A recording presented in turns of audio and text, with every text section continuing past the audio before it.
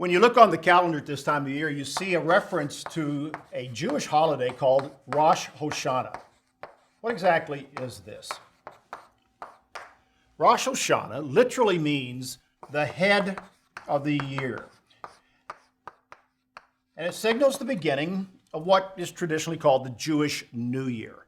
On the Hebrew calendar, the New Year begins for civil purposes on this particular date, which usually falls in the early to mid-fall of every year on our Roman calendar.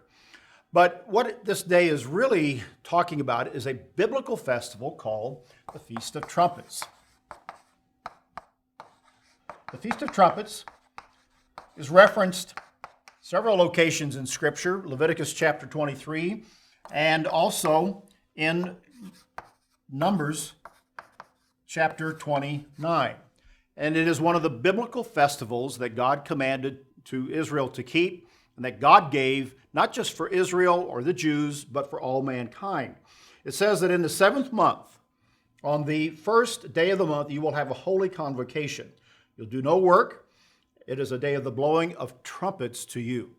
And so a trumpet blast signified the beginning of the Day of Trumpets, the Feast of Trumpets, and was used throughout the New Testament, and it was also a day that was kept by the New Testament church.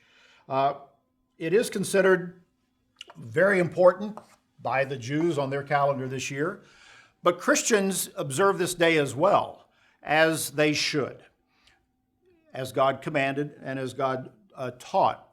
In Zechariah chapter 14,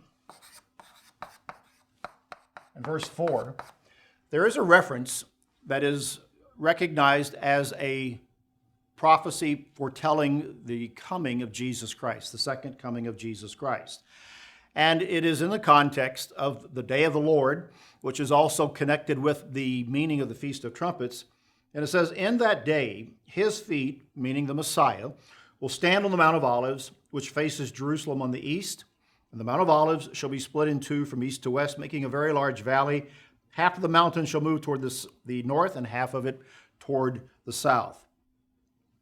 This is in connection with this very important biblical festival that is an observance of something that God commanded to Israel to be kept throughout their generations. The Feast of Tabernacles is also another part of that fall festival season. But when we look at the Feast of Trumpets, what we are looking at is a day of trumpet blast. It is a day of alarm. It is a day of war. Whenever a trumpet was sounded in the ancient world, it was usually a call to alarm, often a call to war. Armies advanced at the sound of a trumpet. In the context of the Day of the Lord, the Feast of Trumpets is a day that heralds the return, the coming of Jesus Christ, and that age-ending event that Bible prophecy talks about in both the Old and the New Testament, and here in Zechariah 14:4 shows will be the time when the Messiah will set foot on the Mount of Olives. It is a day to observe. It is a very important day.